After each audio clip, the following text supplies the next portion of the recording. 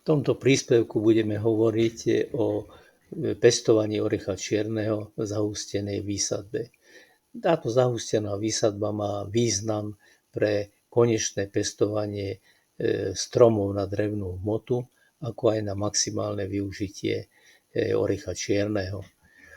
V tomto prípade boli vysadené stromčeky 1,75 m na 1,75 m s tým, že po 5 rokoch ich bolo treba preriediť a dosiahli vzdialenosť 3,5 na 3,5. Zhruba v 15. roku je dobré preriediť na konečnú vzdialenosť 7 metrov. Zo skúsenosti na plantáži odporúčame sadiť 2x2 metre s tým, že potom konečná vzdialenosť bude 8 metrov. Stromy v ďalšom, neskoršom vývoji potrebujú, aby boli stiesňané a tým rástli vrcholy rovno a nebolo treba robiť očistenie kmeňov. V takejto výsadbe sa počíta s tým, že stromy budú pestované na drevnú hmotu. Tým pádom nie je potrebné okrem toho prerieďovania robiť ďalšie zákroky. V prípade maximálneho využitia orecha čierneho je potrebné sa rozhodnúť, že na čo sa zameráme. V našom prípade bol zámer taký, že 100 jedincov bude pestovaných na drevnú hmotu. Medzi tým ďalších 100 jedincov bude pestované na drevnú hmotu, ale s tým, že bude mať kmeň do výšky 6 metrov. Tých prvých 100 jedincov sa počítalo s 8-metrovým rovným kmeňom bez hrčí. Medzi týmito stromami vznikne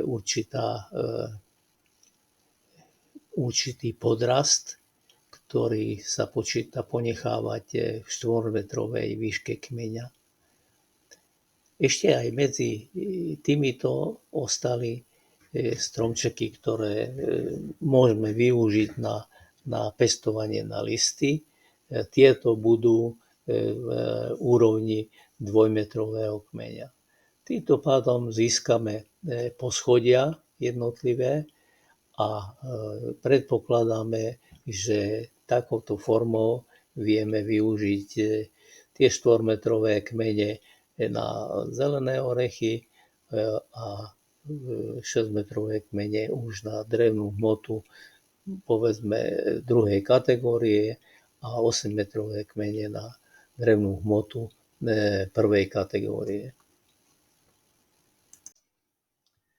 Na plantáži mimo iné bolo odskúšané tvrdenie, že orechy väčšie, ktoré sadíme, je treba zrezať do výšky kolien. A to preto, aby po zasadení sa viazka dostala lepšie k vrcholovému púčiku a by bolo lepšie zakorenenie. Tu prebehlo sadenie asi na 10 miestach po 2 stromčeky. V tomto prípade tu jeden bol odrezaný do výšky kolien, druhý bol ponechaný zhruba 80 cm. Záver je taký, že obidva stromčeky rástli stejne, nie je potrebné žiadne špekulovanie s rôznymi variáciami. Množstvo dopestovaných plodov, ich kvalita, veľkosť jadra a tvar stromu, sfarbenie jeho dreva je tak rozdielný, že sa oplatí pracovať len s množiteľským materiálom z osvedčených, roky sledovaných zdrojov. Preto bol spracovaný program Junior, ktorý do budúcna bude ukazovať správne postupy, zásady a možnosti pestovania, využívanie orecha čierneho.